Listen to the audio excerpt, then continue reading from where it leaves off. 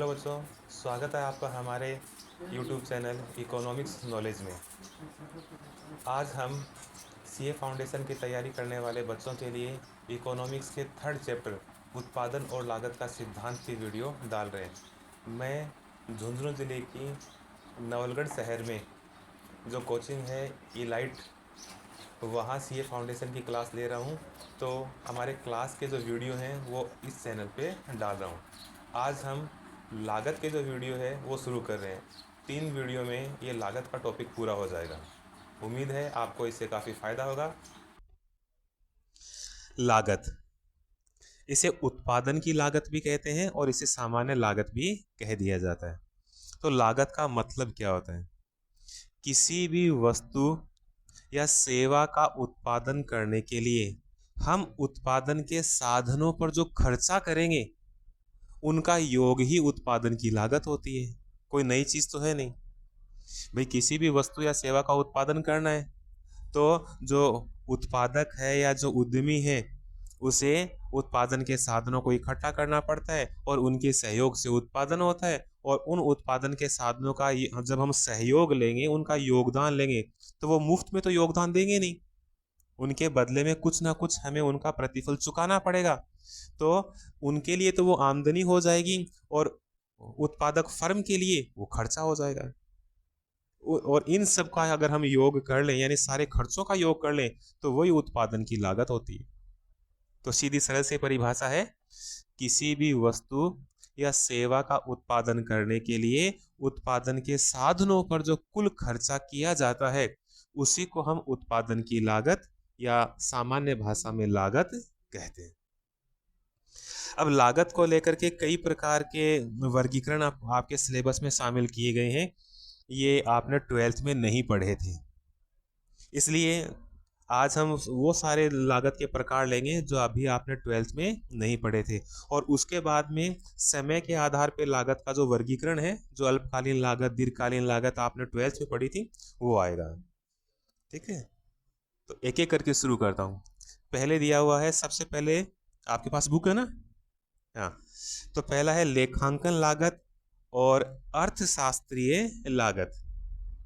ठीक है, मिल गया सबको? तो लेखांकन लागत और अर्थशास्त्रीय लागत, अर्थशास्त्रीय लागत को हम आर्थिक लागत भी कह सकते हैं। ठीक है, तो लेखांकन लागत या अर्थशास्त्रीय या आर्थिक लागत क्या होती है, पहले उसको समझते हैं।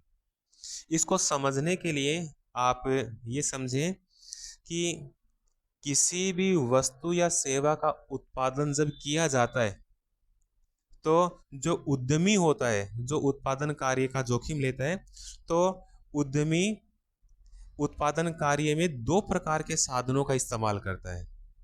पहला वो जो उद्यमी ने संविदा के आधार पर अन्य उत्पादन साधनों के स्वामी है उनसे साधन प्राप्त किए हैं।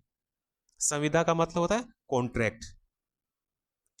जैसे हमने जो श्रमिक हैं उनसे कॉन्ट्रैक्ट किया है कि आप पूरे महीने काम करेंगे, पूरे महीने प्रतिदिन 8 घंटा आप काम करेंगे, तो महीने के अंत में आपको इतना प्रतिफल दे दिया जाएगा, जिसे हम मजदूरी कहते हैं।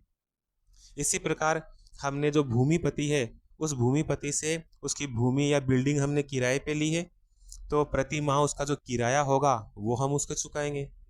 इसी प्रकार जो कच्चा माल हम लेते हैं तो उसका भुगतान हम चुकाएंगे।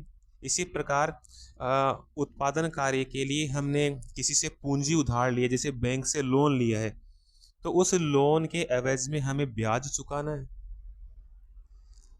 तो ये जो साधन है ये हम संविदा के आधार पर लेते हैं, यानी उत्पादन के इन साधनों के स्वामियों से समझौता करते हैं और उन समझौते के आधार पर हम उनसे काम करवाते हैं।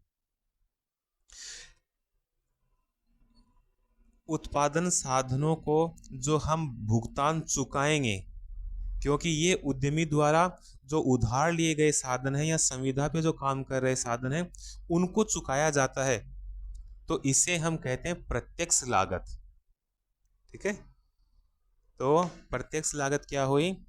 किसी भी उत्पादन कार्य में उद्यमी द्वारा बाहर से जो साधन काम में लिए जाते हैं यानी अन्य साधन स्वामियों से जो साधनों का योगदान लिया जाता है उनके बदले में उनको जो प्रतिफल चुकाया जाता है उसे हम प्रत्यक्ष लागत कहते हैं। और इस प्रत्यक्ष लागत को ही लेखांकन लागत भी कहा जाता है। अब इसे लेखांकन लागत क्यों कहते हैं? इसे लेखांकन लागत इसलिए कहते हैं क्योंकि फर्म का जो लेखाकार है, अकाउंटेंट है, ये फर्म की जो खर्चे हैं, फर्म के जो खर्चे हैं उनमें इन सब की एंट्री करेगा कि भाई बैंक को कितना ब्याज चुकाया, इसकी एंट्री होगी। बिल्डिंग का कितना किराया चुकाया, उसकी एंट्री होगी। कच्चा माल का कितना भुगतान चुकाया है, उसकी एंट्री होगी। और जो मजदूर हैं उनका वेतन कितना है, उसकी एंट्री होगी। तो ये जो बाहर से बुलाए गए साधन हैं, इनको जो हम प्रतिफल चुकाते हैं, जिन्हें फर्म का लेखाकार अपने जो अकाउंट बुक है उसमें एंट्री करता है, इसलिए इन सारे साधनों के ऊपर जो कुल खर्चा किया जाता है उसी को हम प्रत्यक्ष लागत या लेखांकन लागत कहते हैं। ठीक है, तो सीधे सीधे हम कह सकते हैं कि किसी भी वस्तु या सेवा का उत्पादन करने के लिए उद्यमी द्वारा अन्य साधन स्वामियों से जो साधनों का योगदान लिया जाता है उसके प्रतिफल के रूप में जो चुकाया जाएगा उसे हम लेखांकन लागत या इसे बाहरी लागत भी कह सकते हैं, इसे प्रत्यक्ष लागत भी कह सकते हैं। दूसरा होता है अप्रत्यक्ष लागत। अब अप्रत्यक्ष लागत क्या है? उत्पादन कार्य में उद्यमी द्वारा सिर्फ बाहर से जो साधन है उनका ही इस्तेमाल नहीं किया जाता, यानी अन्य साधन स्वामियों से हम उधार लेकर के जो साधन काम में लेते हैं उनसे ही काम नहीं चलता है, बल्कि किसी भी वस्तु या सेवा का उत्पादन करने के लिए जो उद्यमी है वो अपने खुद के जो साधन हैं उनका भी इस्तेमाल करता है। जैसे मान लीजिए हमने व्यवसाय किया है और उसके लिए 50 लाख के पूंजी की आवश्यकता है। 40 लाख का तो हमने लोन लिया जिसके लिए हमने ब्याज चुकाया, लेकिन 10 लाख की पूंजी उद्यमी ने खुद की लगा रखी है और उद्यमी खुद भी व्यवसाय में शामिल है, वो काम कर रहा है, तो उसकी खुद की भी मजदूरी है। तो एक उद्यमी उत्पादन कार्य में अपने खुद के जो साधन इस्तेमाल करता है उनका जो प्रतिफल है जो उसे दिया नहीं जाता, यही अस्पष्ट लागत होती है। ठीक है, इसे आप अप्रत्यक्ष लागत भी कहते हो। और जब हम प्रत्यक्ष लागत यानी लेखांकन लागत में इन अस्पष्ट लागतों को या अप्रत्यक्ष लागतों को जोड़ देते हैं तब वो हो जाती है आर्थिक लागत। ठीक है, तो दो प्रकार की लागतें हो गई, एक प्रत्यक्ष और एक अप्रत्यक्ष। अब अगर हम दोनों को जोड़ लें तो वो हमारी आर्थिक लागत कहलाएगी। क्लियर हुई ये चीज? ठीक है, नहीं समझ में आया तो दोबारा बोल रहा, हम दोबारा चीज को सीख सकते हैं।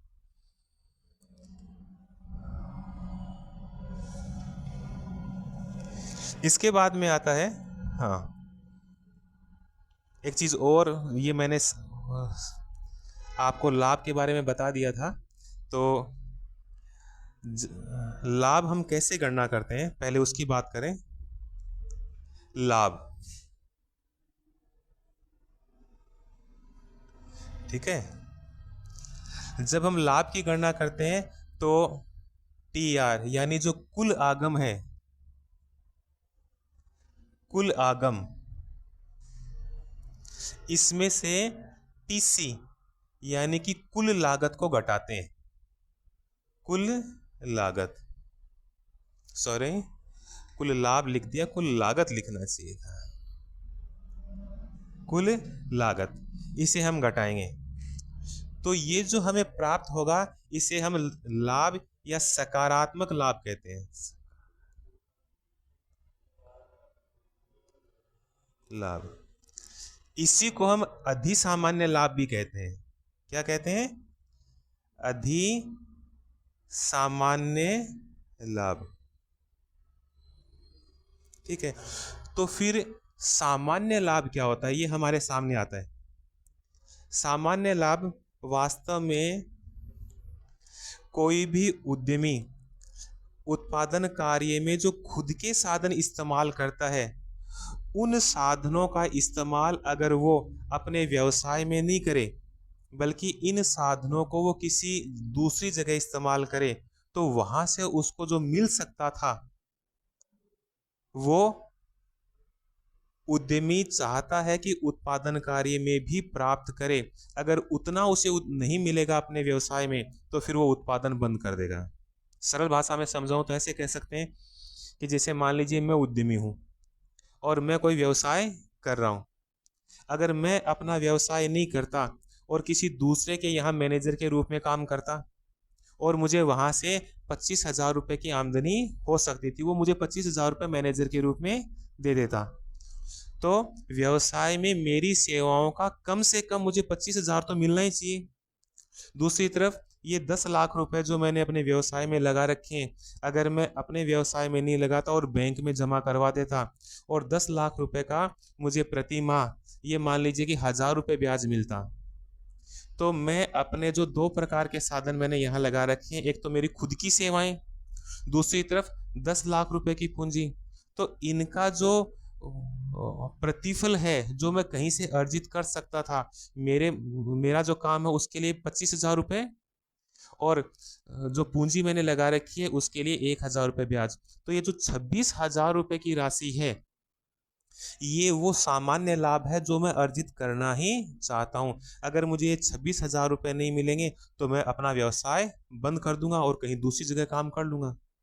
तो वास्तव में ये जो सामान्य लाभ है इसे हम कुल लागत में ही शामिल करते हैं। इसलिए अगर हमें जो कुल आगम है ये इस कुल लागत जितना ही प्राप्त हो रहा है, तो जिसे हम कहेंगे कि ये कौन सा लाभ हो गया, शून्य लाभ। कौन सा लाभ, शून्य। जैसे मान लीजिए कि कुल आगम है हमारी 1,000 और कुल लागत भी कितनी है, 1,000, तो इसे हम शून्य लाभ कहेंगे।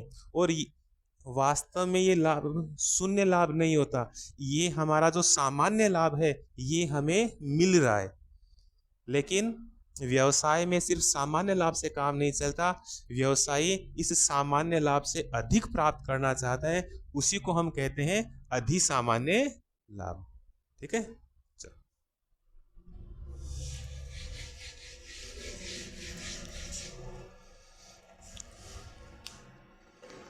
हाँ, सामान्य लाभ की चर्चा बाद हम दोबारा से करेंगे, जब आगे टॉपिक में दोबारा आएगा। ये टीआरटीसी विधि जब हम पढ़ेंगे तब दोबारा आएगा, तब मैं और डिटेल में लूंगा।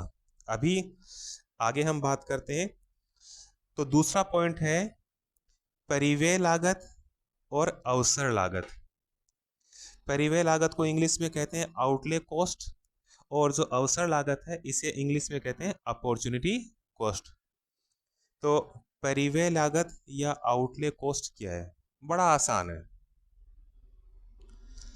किसी उत्पादन कार्य में वास्तव में जो धन खर्च किया जाता है उसी को हम परिव्यय लागत या आउटले कॉस्ट कहते हैं। और वास्तव में ये परिव्यय लागत कोई अलग चीज नहीं होती, जो ऊपर हमने पढ़ा था ना प्रत्यक्ष लागत, वास्तव में ये परिव्यय लागत प्रत्यक्ष लागत ही है, क्योंकि उत्पादन कार्य के लिए वास्तव में जो हम धन खर्च करेंगे वो अन्य उत्पादन साधनों को भुगतान के रूप में करेंगे, तो ये परिव्यय लागत वास्तव में प्रत्यक्ष लागत ही होती है। तो सीधी सरल सी बात या परिभाषा आप कह सकते हो कि किसी भी वस्तु या सेवा का उत्पादन करने के लिए उत्पादक द्वारा वास्तव में जो धन खर्च किया जाता है उसी को हम परिव्यय लागत कहते हैं, और ये वास्तव में प्रत्यक्ष या जो स्पष्ट लागत है वही होती है। तो फिर अब अवसर लागत क्या है? अवसर लागत अर्थशास्त्र में बहुत महत्वपूर्ण होती है, समझे।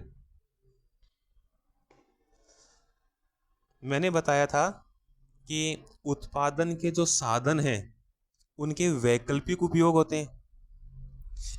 इन साधनों को या तो हम किसी एक वस्तु के उत्पादन कार्य में लगा सकते हैं या जो दूसरी वस्तुएं हैं उनके उत्पादन कार्य में भी लगा सकते हैं। लेकिन अगर दूसरी वस्तुओं के उत्पादन कार्य में हमने इन साधनों को लगा दिया तो हमें किसी एक वस्तु का जो त्याग करना पड़ेगा, हम उस वस्तु का उत्पादन नहीं कर पाएंगे। तो वास्तव में अवसर लागत क्या है?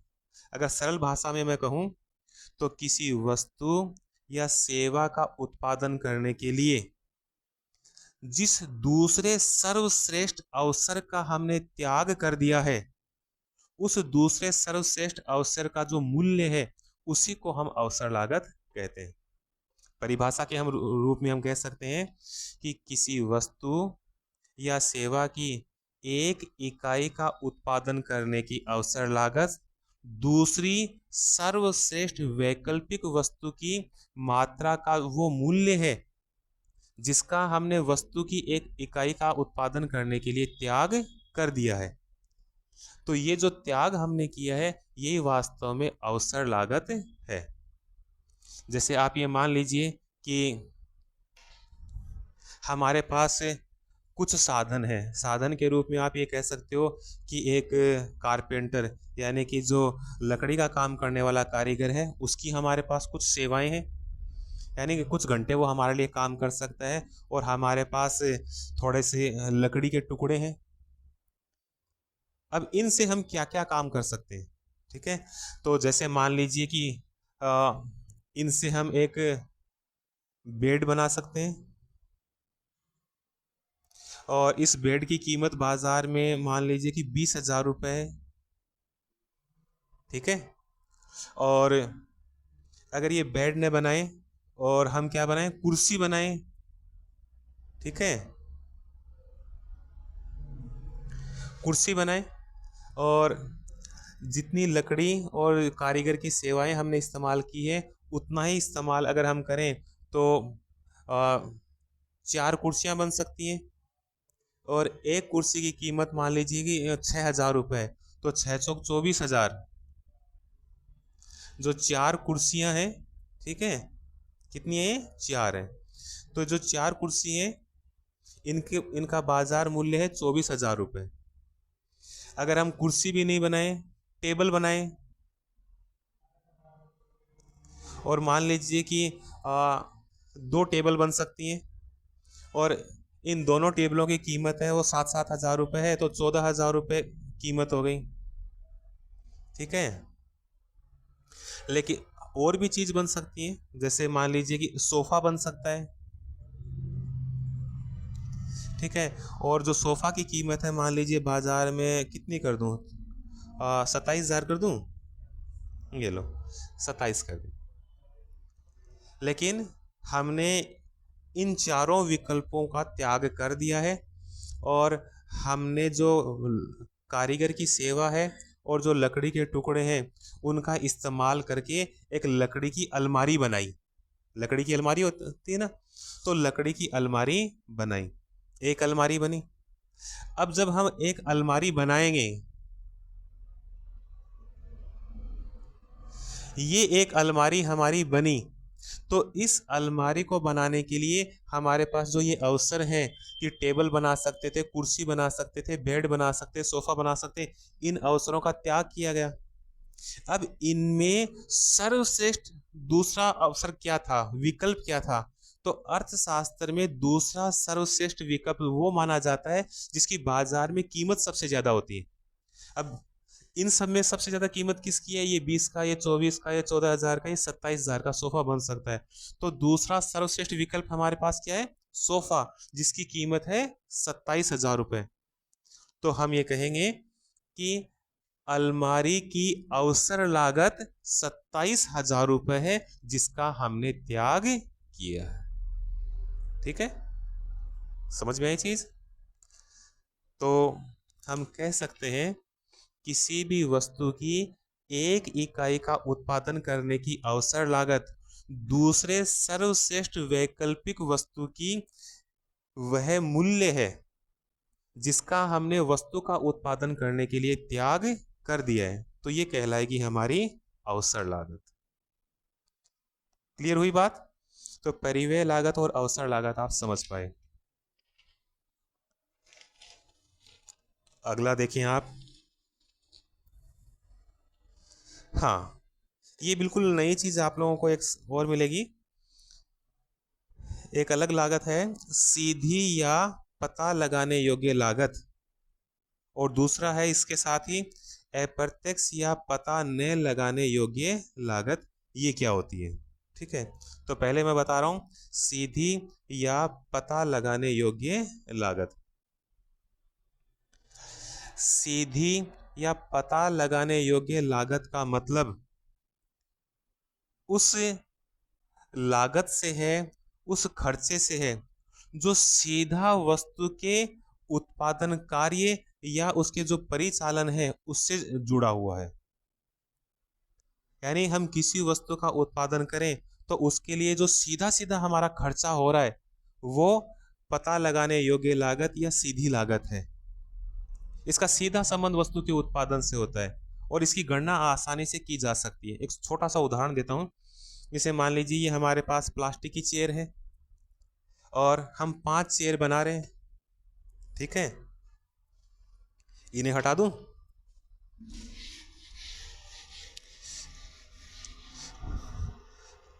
हमारे पास हम 5 चेयर का उत्पादन कर रहे हैं और इन 5 चेयर का उत्पादन करने के लिए जो कच्चा माल हम काम में ले रहे हैं, कच्चा माल मान लेते हैं प्लास्टिक की एक कुर्सी बनाने के लिए 1 किलो जो प्लास्टिक के दाने हैं वो काम में ले रहे हैं, तो कच्चा माल कितना है?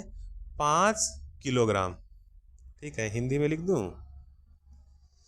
किलोग्राम। और 1 किलोग्राम जो कच्चा माल है उसकी कीमत 100 रुपये मान लो, तो 5 किलोग्राम की कुल कीमत कितनी हो गई? 500 रुपये। तो ऐसे में एक कुर्सी बनाने के लिए कच्चे माल की कीमत कितनी पड़ी? 100 रुपये। तो ये है सीधी लागत या पता लगाने योग्य लागत। आसानी से गणना हो सकती है इसकी। ठीक है, ठीक है, तो ये आपकी बुक में भी लिखा हुआ है। सीधी लागत वे होती हैं जिनका सीधा संबंध कार्य परिचालन से होता है, जैसे वस्तु का निर्माण, किसी प्रक्रिया या गतिविधि को पूरा करने आदि। ठीक है, अब दूसरा क्या है? दूसरा है अप्रत्यक्ष या पता न लगाने योग्य लागत। ये महत्वपूर्ण है, ये समझना। बुक में भी थोड़ा स्पष्ट नहीं लिखा हुआ है क्योंकि बुक को पढ़ोगे तो आपको समझ में नहीं आएगा ये चीज। तो अप्रत्यक्ष या पता न लगाने योग्य लागत क्या है? किसी भी वस्तु या सेवा का जब हम उत्पादन करते हैं तो कुछ लागत ऐसी होती है जो प्रत्यक्ष सीधी उस वस्तु से संबंधित नहीं होती और उसकी सीधी गणना नहीं की जा सकती, हम उसका सीधा सीधा पता नहीं लगा सकते।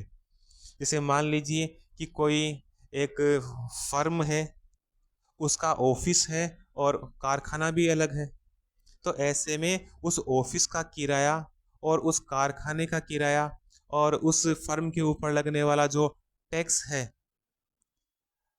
ये सारा जो अप्रत्यक्ष या पता न लगाने वाली जो लागत है उसमें शामिल होगा। कब?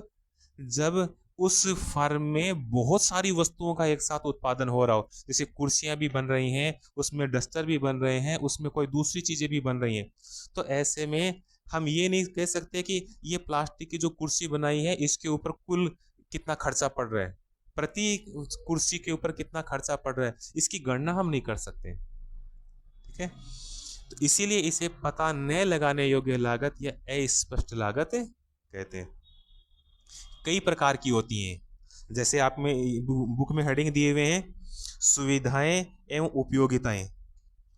जैसे कोई कार्यालय है, कारखाना है, उसका किराया, संपत्ति कर और बिजली, जो कई वस्तुओं का उत्पादन कर रहे हैं, तो ऐसे में अलग अलग वस्तु के लिए हम गणना नहीं कर सकते कि कितना खर्चा पड़ रहा है। इसी प्रकार आता है प्रशासनिक वेतन। फर्म के अंदर जो प्रबंधक हैं, अकाउंटेंट हैं या जो रिसेप्शन पे काम करने वाले लोग हैं, इनके ऊपर जो कुल खर्चा आएगा ये भी जो अप्रत्यक्ष या पता न लगाने योग्य लागत में होगा। इसके अलावा जो सामान्य संचालन होता है, जैसे कार्यालय की सामग्री, आप कह सकते हो जब हम प्रिंट आउट निकाल रहे हैं तो कितनी रिम खर्च हुई है या हमने जो बीमा करवा रखा है, ये सारी चीजें। तो इन्हें अस्पष्ट या पता न लगाने योग्य लागत इसलिए कहा जाता है क्योंकि इनकी स्पष्ट गणना प्रति इकाई के अनुसार करना संभव नहीं है, इसलिए इन्हें कहा जाता है। इसके बाद 2 पॉइंट छोटे छोटे से और हैं, खत्म करते हैं।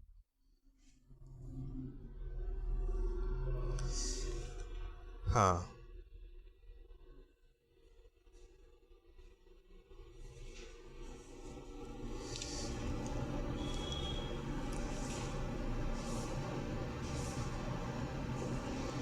हाँ, अगला है, एक थोड़ा डार्क नहीं कर रखा आपकी बुक में, वृद्धिगत लागत और डूबी हुई लागत। ये देखो, अंडरलाइन कर लो इसे।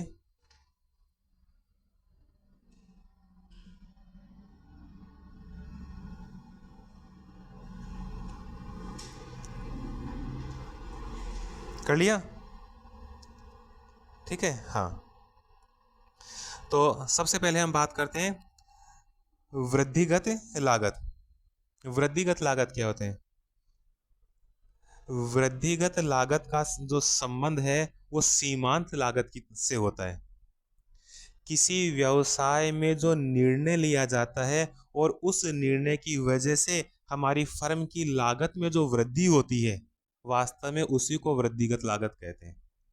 जैसे मान लेते हैं कि हमारी जो फैक्ट्री है और उसके अंदर हम प्लास्टिक के कुछ आइटम बना रहे हैं और हमारा कुछ खर्चा आ रहा है, लेकिन अब जो हमारे जो उद्यमी हैं या प्रबंधक हैं, उन्होंने निर्णय लिया कि हम एक नया आइटम और बनाएंगे। पहले हम जैसे मान लीजिए कि प्लास्टिक के जो डब्बे होते हैं वो नहीं बना रहे थे, लेकिन अब हम प्लास्टिक के डब्बे बनाने भी प्रारंभ करेंगे। तो प्लास्टिक का डब्बा बनाने के लिए अलग से हमें एक मशीन या डाई लगानी पड़ेगी, तो उस पे हमारा जो खर्चा हो रहा है, यानी पहले जो हम खर्चा कर रहे थे वो तो अलग चीज थी, लेकिन हमने जो एक नया निर्णय लिया कि अब हम प्लास्टिक के डब्बों का भी उत्पादन करेंगे, तो उसकी वजह से हमारी फर्म की लागत में जो और बढ़ोतरी हुई है वो वृद्धिगत लागत है कहलाएगी। ठीक है, तो व्यवसाय में जो नया निर्णय लिया जाता है उसकी वजह से लागत में होने वाली वृद्धि को हम वृद्धिगत लागत कह सकते हैं। आप यूं कह सकते हो कि एक नया उत्पाद बना रहे हैं, उसकी वजह से लागत में वृद्धि हो रही है, या हम नए ग्राहकों को आकर्षित करने के लिए विज्ञापन पे और ज्यादा खर्चा कर रहे हैं, तो और अतिरिक्त जो खर्चा किया गया वो वृद्धिगत लागत में शामिल होगा। इसके अलावा दूसरा इसमें है कि डूबी हुई लागत क्या है। ठीक है, तो डूबी हुई लागत वो लागत है जो किसी फर्म द्वारा अपना उत्पादन कार्य प्रारंभ करने के लिए पहले ही खर्च की जा चुकी है। यानी उत्पादन को प्रारंभ करने के लिए हम जो पहले से हमें खर्चा करना पड़ रहा है, तब जाकर के वो उत्पादन कार्य प्रारंभ होगा, वो कहलाएगी डूबी हुई लागत। जैसे आप ये कह सकते हो, एग्जाम्पल भी दिया हुआ आपकी बुक में, अनुसंधान और शोध के ऊपर खर्चा करना पड़ रहा है, या कोई विशेष उपकरण है उनके ऊपर हम जो खर्चा कर रहे हैं, ये डूबी हुई लागत में शामिल होता है।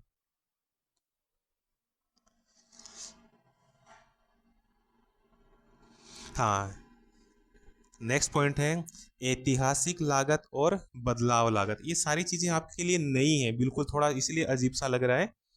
बाकी ये इन पॉइंट्स के बाद में जो हम पढ़ेंगे वो 12th में आपका पढ़ा हुआ है, इसलिए थोड़ा अलग नहीं लगेगा। तो ऐतिहासिक लागत और बदलाव लागत क्या है ये समझो। ऐतिहासिक लागत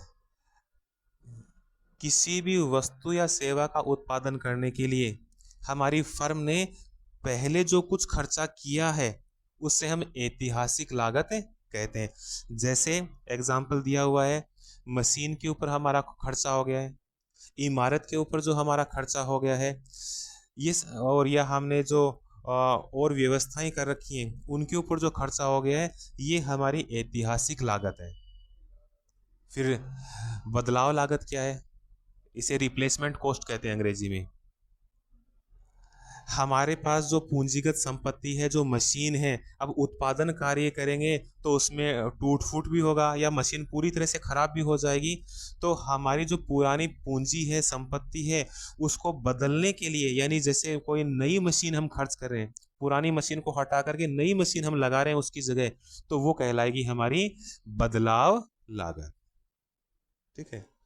और एग्जाम में आने वाला एक बहुत इंपॉर्टेंट टॉपिक और है, निजी लागत और सामाजिक लागत। ये आज के लिए लास्ट है।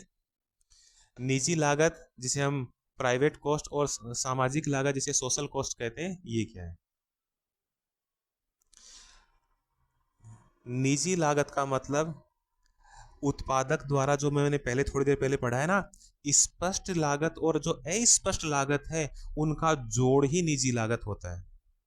तो किसी वस्तु या सेवा का उत्पादन करने के लिए उत्पादक द्वारा जो खर्चा किया जाता है, जो बाहर के साधनों पर खर्चा किया है या खुद के साधनों के लिए जो प्रतिफल उसे कम से कम चाहिए, इन दोनों का जोड़ निजी लागत कहलाती है। तो हम ये कह सकते हैं, किसी भी वस्तु या सेवा का उत्पादन करने के लिए उत्पादक फर्म द्वारा जो खर्चा किया जा रहा है, जो चाहे स्पष्ट हो चाहे अस्पष्ट हो, वो निजी लागत में माना जाएगा। तो फिर सामाजिक लागत क्या है? जब किसी वस्तु का उत्पादन किया जाता है तो सिर्फ उद्यमी को ही कोई खर्चा नहीं करना पड़ता, बल्कि पूरे समाज को भी कुछ तकलीफ उठानी पड़ती है, कुछ परेशानी उठानी पड़ती है। तो किसी भी वस्तु या सेवा का उत्पादन करने से पूरे समाज को जो तकलीफ, कष्ट, परेशानी या त्याग करना पड़ता है, उसी को हम सामाजिक लागत कहते हैं। जैसे जैसे कोई प्लास्टिक की फैक्ट्री है, वहां उत्पादन कार्य हो रहा है। अब प्लास्टिक की फैक्ट्री को उत्पादन कार्य की वजह से मान लीजिए थोड़ा बहुत प्रदूषण हो रहा है, तो वायु प्रदूषण हो रहा है, उसका समाज के ऊपर प्रभाव पड़ेगा या नहीं पड़ेगा? पड़ेगा। या कोई ऐसी इंडस्ट्री है, जैसे मान लीजिए कपड़े रंगने की या कोई फैक्ट्री है, वहां से गंदा पानी है वो निकल रहा है और उसको हम किसी नदी, तालाब या किसी खड्डा खोद कर किसी जमीन में डाल रहे हैं, तो उससे जो जल प्रदूषण हो रहा है। या कोई फैक्ट्री है, वहां उत्पादन कार्य, तो मशीनों की वजह से बहुत ज्यादा शोर हो रहा है, तो आसपास के लोग हैं वो ठीक से रह नहीं पा रहे, परेशानी हो रही है उनको।